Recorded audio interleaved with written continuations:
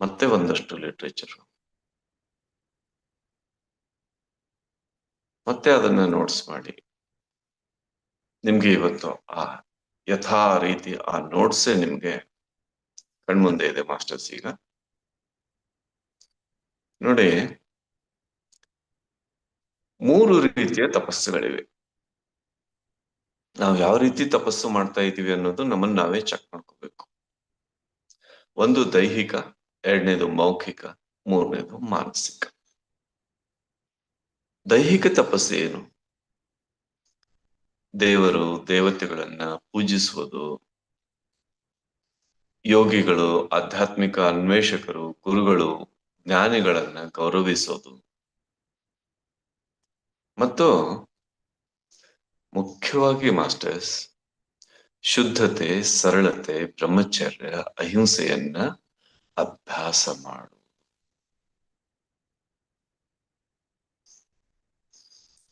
ಶುದ್ಧತೆ, ಸರಳತೆ ಮಾಸ್ಟರ್ಸ್ ಎಷ್ಟು ಮಾರ್ಕ್ಸ್ ಹಾಕಿದ್ರೂ ಕಡಿಮೆ, ಎಷ್ಟು ಮಾರ್ಕ್ಸ್ ಹಾಕಿದ್ರೂ ಕಡಿಮೆ.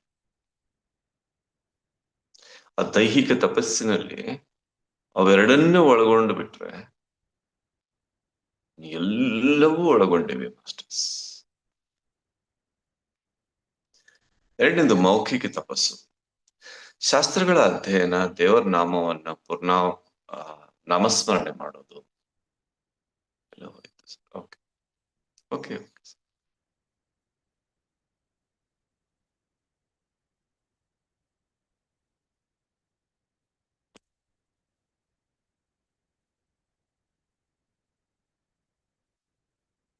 ನಾಮಸ್ಮರಣೆ ಮಾಡೋದು, ನಮ್ಮ ಮಾತಿನಿಂದ ಯಾರಿಗೂ ನೋವನ್ನ ಉಂಟು ಮಾಡದೇ ಇರೋದು, ಸತ್ಯವನ್ನ ಮಾತನಾಡುವುದು.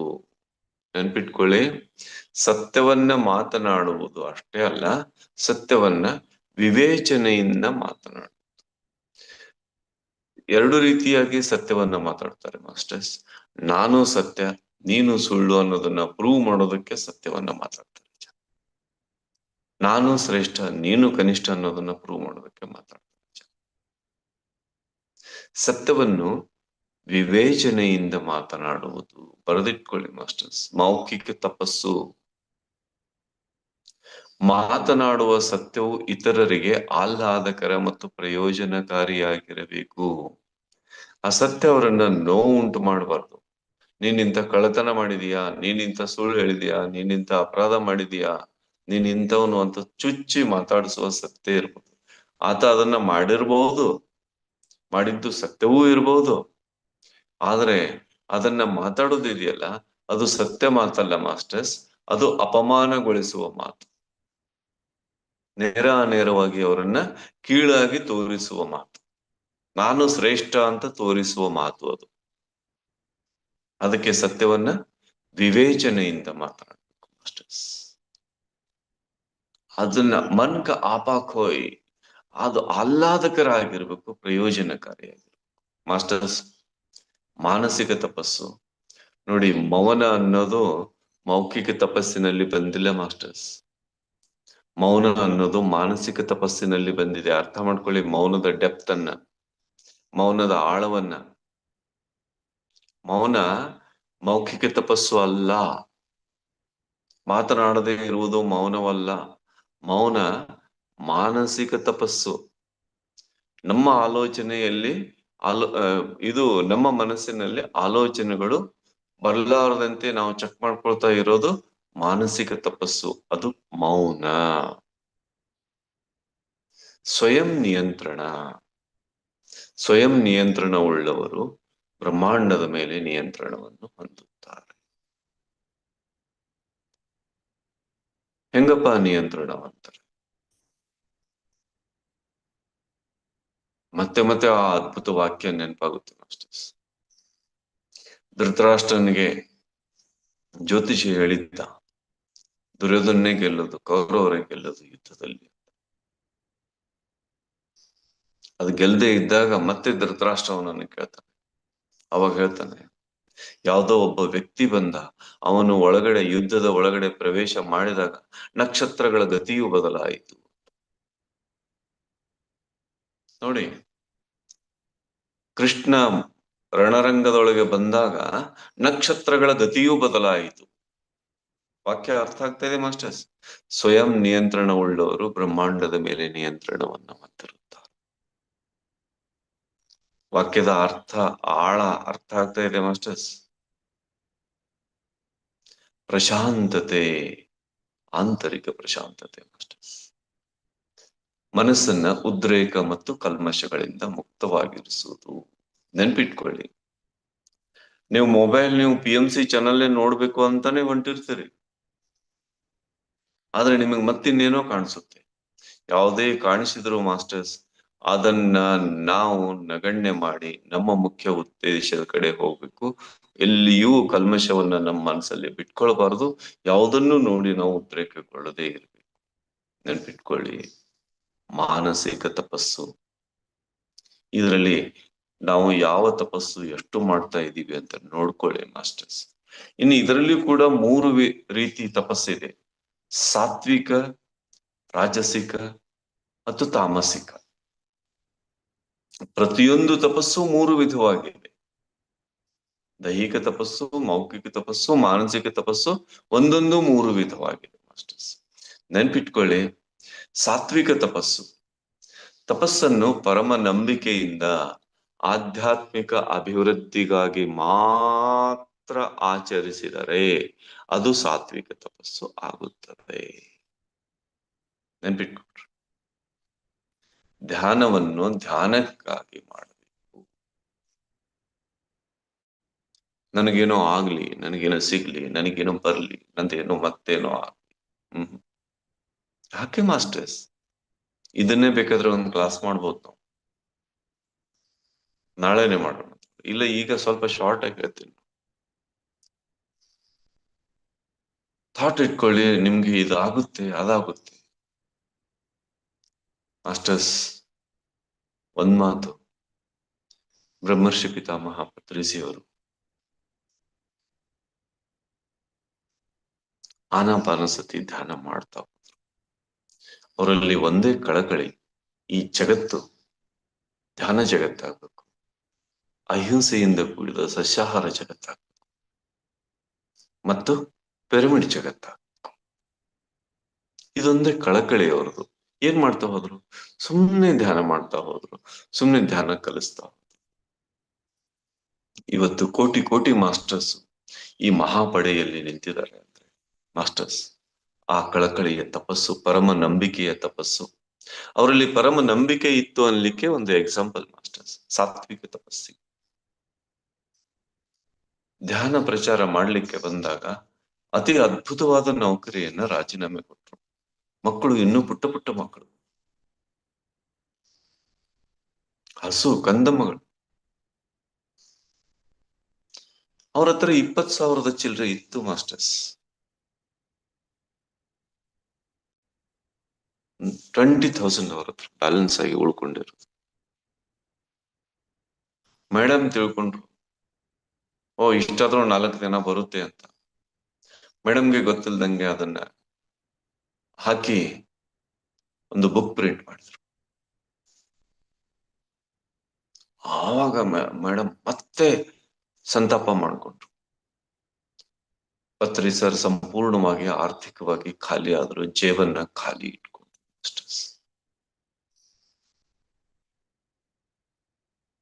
ಜೇಬಲ್ಲಿ ಕರವಸ್ತ್ರ, ಒಂದ್ ಕಡೆ ಕನ್ನಡಕ ಬಿಟ್ರೆ ಇನ್ನೇನು ಇರ್ತಿರ್ಲಿಲ್ಲ ಮಾಸ್ಟರ್ಸ್. ಗೊತ್ತಿಲ್ಲ, ಇನ್ನೇನು ಇರ್ತಿರ್ಲಿಲ್ಲ. ಒಂದೊಂದ್ಸಲ ಕನ್ನಡಕನು ಬ್ಯಾಗಲ್ಲಿ ಇರ್ತಿತ್ತು.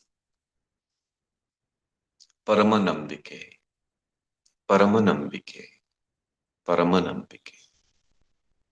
ನಮ್ ಕೆಲ್ಸವನ್ನ ನಾವು ಮಾಡ್ತಾ ಹೋದ್ರೆ,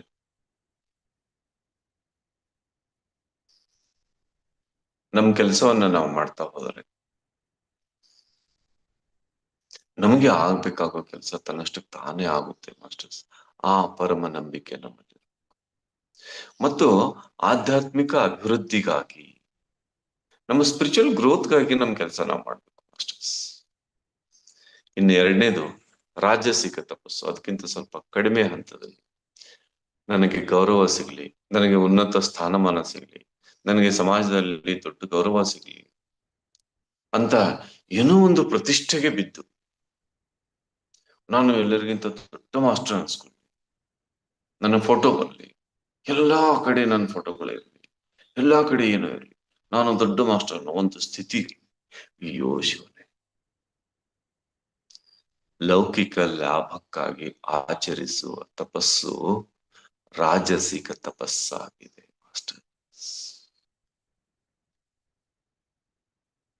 ವಿಶ್ವಾಮಿತ್ರನಿಗೆ ಅವರಿಗೆ ಬ್ರಹ್ಮರ್ಷಿ ಪದವಿ ಬರೋಕ್ಕಿಂತ ಮೊದಲು ರಾಜರ್ಷಿ ಅಂತಿತ್ತು.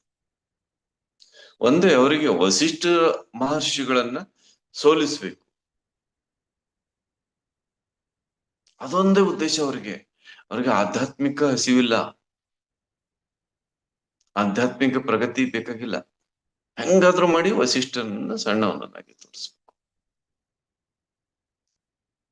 ಲೌಕಿಕ ಲಾಭಕ್ಕಾಗಿ ಆಚರಿಸುವ ತಪಸ್ಸು ರಾಜಸಿಕ ತಪಸ್ಸು ಮಾಸ್ಟರ್ಸ್. ಇನ್ನು ತಾಮಸಿಕ ತಪಸ್ಸು ಇದೆ ಮಾಸ್ಟರ್ಸ್, ಗೊತ್ತಿರ್ಲಿ. ಅವರು ಇದ್ದಾರೆ ಮಾಸ್ಟರ್ಸ್, ನಾನು ಧ್ಯಾನದಲ್ಲಿ ನೋಡಿದ್ದೀನಿ ಅವರನ್ನ. ಇತರರಿಗೆ ಹಾನಿ ಮಾಡಲು ಆಚರಿಸುವ ತಪಸ್ಸು ಮಾಡುವುದು.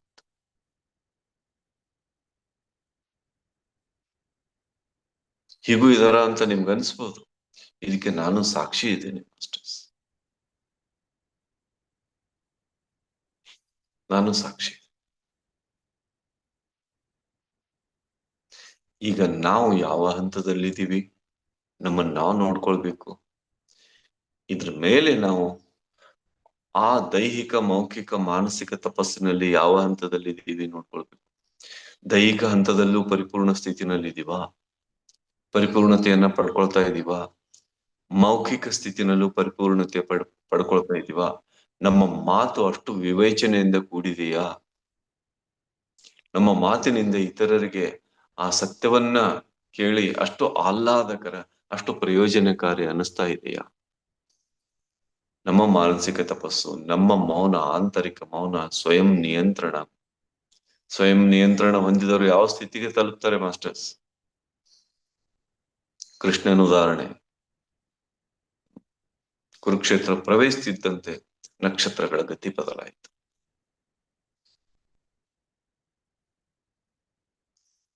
ಒಂದು ಒಂದು ಕಥೆ ಬರುತ್ತೆ ಮಾಸ್ಟರ್ಸ್.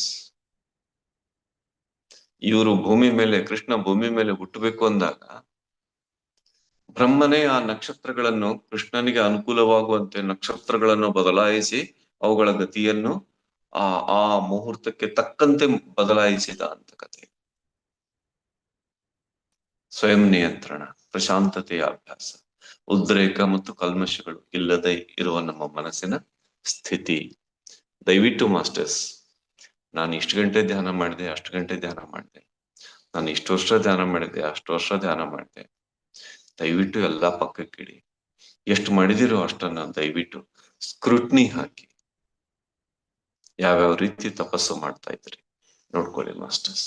ಸರ್ ಹಿಂದಿ ಹಾಕಿ ನೆನ್ಪಿಟ್ಕೊಳ್ಳಿ ಮಾಸ್ಟರ್ಸ್, ಅಲ್ಲಿವರೆಗೆ ಕೇಳಿ. ದಯವಿಟ್ಟು ನಿಮ್ಮನ್ನು ನೀವು, ಇದು ಸ್ಕ್ರೀನ್ ಶಾಟ್ ಬೇಕಿದ್ರೆ ನೀವೇ ಆಮೇಲೆ ತೆಗೆದಿಟ್ಕೊಳ್ಳಿ. ನಿಮ್ಮನ್ನ ನೀವು, ಇಲ್ಲ ಗ್ರೂಪ್ ಅಲ್ಲಿ ಹಾಕಿರ್ತೀನಿ ತಗೊಳ್ಳಿ. ಸರ್ ಗ್ರೂಪ್ ಅಲ್ಲಿ ಶೇರ್ ಮಾಡ್ಬಿಡಿ, ಕನ್ನಡ ಹಿಂದಿ. ओके मास्टर्स,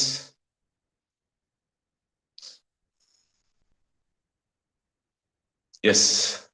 तपस्या के 3 प्रकार है मास्टर्स। तपस्या शारीरिक रूप से, वाचिक रूप से और मानसिक रूप से 3 तरह की तपस्या है। शारीरिक तपस्या में देवी देवताओं की पूजा, अर्चना, आराधना, आध्यात्मिक साधकों, साधुजनों, गुरुजनों और संतों का सम्मान करना, हम पवित्रता से, सादगी से, ब्रह्मचर्य से, अहिंसा से जीते रहना, उसका अभ्यास करना। पवित्रता और सादगी मास्टर्स याद रखिए, सभी सद्गुणों को अपनाएं। शारीरिक तपस्या में पवित्रता और सादगी अत्यंत अत्यंत अत्यंत मुख्य है मास्टर्स।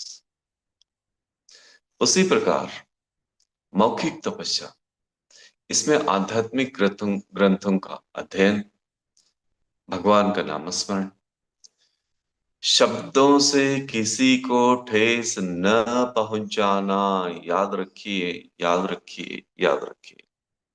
हमारे शब्द बाण की तरह किसी को चुभना नहीं चाहिए, ठेस नहीं पहुंचाना चाहिए। और विवेक पूर्वक सत्य बोलना। कैसे सत्य बोलना मास्टर्स? विवेक पूर्वक। सत्य ऐसे नहीं बोलना कि तुम झूठे हो, तुमने गलत किया, तुमने क्राइम किया, तुमने अपराध किया। शायद वो किए भी होंगे, लेकिन ऐसे बोलने की क्या जरूरत है मास्टर्स? अगर उस सत्य को बोलने से उसके मन को ठेस पहुंचता है, तो उसे बोलने की क्या जरूरत है? इसीलिए विवेक पूर्वक सत्य बोलना। सत्य दूसरों के लिए सुखद और लाभदायक होना चाहिए, दुखद और हानिकारक नहीं होना चाहिए मास्टर्स। मुझे मालूम है तुमने चोरी की है, इस सत्य को लेकर क्या करोगे मास्टर्स? इस सत्य से आप क्या साबित करना चाहते हैं? याद रखिए, ऐसे सत्य से आप ये साबित कर रहे हैं कि तुम झूठ हो, तुम गलत हो, मैं सही हूं, तुम कनिष्ठ हो, मैं श्रेष्ठ हूं। ये साबित करने का दुस्साहस है मास्टर्स, याद रखिए। और इसके साथ मानसिक तपस्या है मास्टर्स, इसमें मौन है। याद रखिए, मौन मौखिक तपस्या नहीं है मास्टर्स। बातें न करना मौन नहीं है मास्टर्स, मौखिक तपस्या नहीं है। मौन, याद रखिए, मौन मानसिक तपस्या है। मन में विचारों को आने नहीं देना, विचारों के रहित स्थिति में रहना मौन है मास्टर्स। मौन मानसिक तपस्या है, वाचिक तपस्या नहीं। सत्यवाचिक तपस्या है।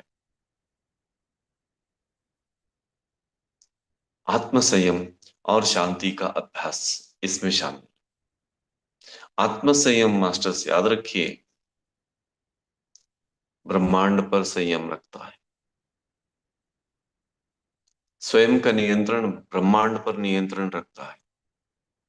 याद रखिए, जब श्री कृष्ण कुरुक्षेत्र के युद्ध में प्रवेश किए, उससे पहले हस्तिनापुर के ज्योतिषी ने कहा था कि श्री कौरव ही जीतेंगे, दुर्योधन ही जीतेगा युद्ध में। मैं मैंने नक्षत्रों की गणना करके ये देखा है। धृतराष्ट्र बहुत खुश हो गया था। युद्ध के बाद फिर से वो ज्योतिषी को बुलाया गया और पूछा कि ऐसे क्यों बताया? तेरी भविष्यवाणी कभी झूठी नहीं हुई, आज कैसे हुई? तो उस ज्योतिषी ने कहा, इसमें मेरी गलती नहीं।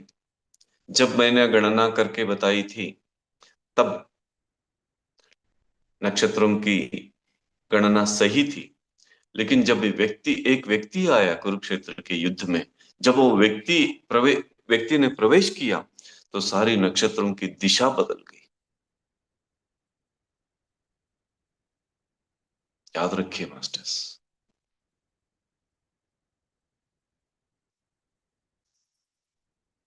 याद रखिए, स्वयं का नियंत्रण ब्रह्मांड का नियंत्रण।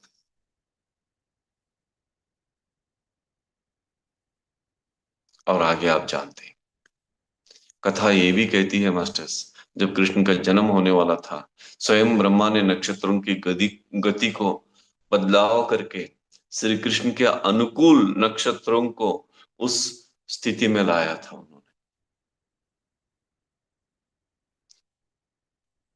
आत्मनियंत्रण ब्रह्मांड पर नियंत्रण है। आत्म विजय ब्रह्मांड पर विजय, स्वयं पर विजय, ब्रह्मांड पर विजय। शांति का अभ्यास, स्वयं पर शांति, जिसमें मन को उत्तेजना और अशुद्धियों से मुक्त रखा जा सके। मन को मास्टर्स उत्तेजना और अशुद्धियों से मुक्त रखना चाहिए हमेशा। याद रखिए, अभी हमने मोबाइल पे पीएमसी हिंदी ओपन कर रहे हैं, लेकिन अचानक कुछ आ जाते हैं मास्टर्स, कुछ भी आ जाए, हमारा मन विचलित नहीं होना चाहिए मास्टर्स। हम अपनी फ्रीक्वेंसी से नीचे नहीं गिरना चाहिए मास्टर्स। ये हमारी जिम्मेदारी होनी चाहिए। ये मानसिक तपस्या है। और प्रत्येक तपस्या, शारीरिक, मौखिक और मानसिक, ये तीनों तपस्याएं अगेन फिर से तीन प्रकार से हैं। इसमें सात्विक तपस्या है, राजसिक तपस्या है और तामसिक तपस्या है। शरीर के, मौखिक के, मुख से जो तपस्या करते हैं, मन से जो तपस्या करते हैं, ये सब तीन तीन प्रकार के, 9 प्रकार के तपस्या हो गई मास्टर्स। सात्विक तपस्या कैसे होती है? अत्यंत श्रद्धा के साथ केवल आध्यात्मिक विकास के लिए किया गया तपस सात्विक तपस है मास्टर्स। याद रखिए, अत्यंत श्रद्धा से। ब्रह्मर्षि पितामह पत्री जी उदाहरण दे सकते हैं मास्टर्स। जब पत्री जी ध्यान सिखाने आए तो फैमिली के लिए नौकरी की सख्त जरूरत थी, फिर भी उन्होंने रिजाइन किया। 20,000 रुपए बचे थे मास्टर्स पत्री सर के पास। इतना बड़ा जॉब होने के बाद भी उनके पास सेविंग्स में खाली 20,000। उसको भी उन्होंने एक पुस्तक प्रिंट किया और खाली हाथ हो गए। श्रद्धा का मतलब ऐसे मास्टर्स, उन्होंने खाली जेब रखा। केवल आध्यात्मिक विकास के लिए किया गया तपस सात्विक तपस है मास्टर्स। किए जाने वाला तपस सात्विक तपस। याद रखिए। पत्र सर ने क्या किया? बस एक अत्यंत शुद्ध संकल्प से कि ध्यान जगत, अहिंसा जगत या शाकाहार जगत, अहिंसा पूर्ण शाकाहार जगत और पिरामिड जगत, इसके एक अत्यंत शुद्ध रूप से संकल्प लिया उन्होंने और कुछ नहीं किया। उनकी तड़प ऐसी थी धरती माता के लिए और कुछ नहीं थी। और आज करोड़ों करोड़ मास्टर्स दुनिया भर पत्र सर के संकल्प को लेकर आगे बढ़ रहे हैं। तो और क्या चाहिए मास्टर्स? श्रद्धा, अत्यंत श्रद्धा और केवल आध्यात्मिक विकास के लिए तपस्या करना कितना श्रेष्ठ होता है। और इससे भी थोड़ा कम स्थिति की तपस्या है मास्टर्स। सांसारिक लाभ के लिए, सम्मान पाने के लिए, उच्च पद पाने के लिए, रुतबे ओहदे पाने के लिए, समाज में लोगों से सम्मान प्राप्त करने और इस तरह से अंतरंग में एक, बहिरंग में एक होकर अपने संतुलन को खोकर जीने वाले और ऐसे तपस्या करने वाले बहुत सारे मास्टर्स को देखे हैं मास्टर्स कि ग्रुप में ऐसा होना चाहिए, ऐसा होना चाहिए, मेरा और ऐसा होना चाहिए, मेरा ये होना चाहिए। कुछ प्रचार के लिए काम करने वाले मास्टर्स को भी हम देखते हैं। ठीक है, करने दीजिए, कम से कम प्रचार तो होता है। लेकिन वो अपने प्रचार के लिए कर रहे हैं, फिर भी ध्यान का प्रचार कर रहे हैं, नो प्रॉब्लम। वो भी तपस्या है, लेकिन सात्विक तपस्या नहीं, राजसिक तपस्या है। उसके लिए कर्म थोड़ा उनको लग जाता है। याद रखिए, विश्वामित्र तपस्या कर रहे थे, ब्रह्मर्षि से पहले उनको राजर्षि कहा जाता था। उनका एकमात्र उद्देश्य था कि वशिष्ठ को नीचे दिखाना, वशिष्ठ से श्रेष्ठ साधना करना। उनको आध्यात्मिक साधना की जरूरत नहीं थी मास्टर्स, आध्यात्मिक विकास की जरूरत नहीं थी। वो तपस्या में उनकी श्रद्धा भी नहीं थी। खाली कुछ भी करके, जिद करके, तपस्या करके वशिष्ठ से बड़ा हो, राजसिक तपस्या, उनको राजर्षि कहा मास्टर्स। और तामसिक तपस्या भी है मास्टर्स, दूसरों को हानि पहुंचाने के लिए किया जाने वाला तप। आपको आश्चर्य होता होगा, मैंने ध्यान में ऐसे लोगों को भी देखा है मास्टर्स। बस आपसे इतना रिक्वेस्ट है कि आप अपने को चेक कर लीजिए, आप किस प्रकार के तपस्या में, तामसिक तपस्या में, रासिक तपस्या में या सात्विक तपस्या में। और तपस्या केवल मैंने इतना घंटा ध्यान किया, इतने साल से कर रहा हूँ, इतना सीनियर हूँ, ऐसे केवल एक ही मापक को, एक ही मेजरमेंट को मत रखिए। 3 प्रकार के मेजरमेंट को रखिए मास्टर्स, मानक को रखिए। शारीरिक तपस्या में कितने परफेक्ट है, मौखिक तपस्या में कितने परफेक्ट परफेक्ट है, और मानसिक तपस्या में कितने perfect.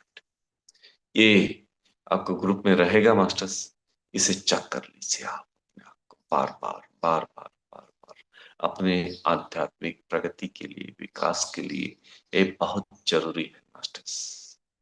Thank you, thank you, thank you, thank you so much masters. नमस्ते।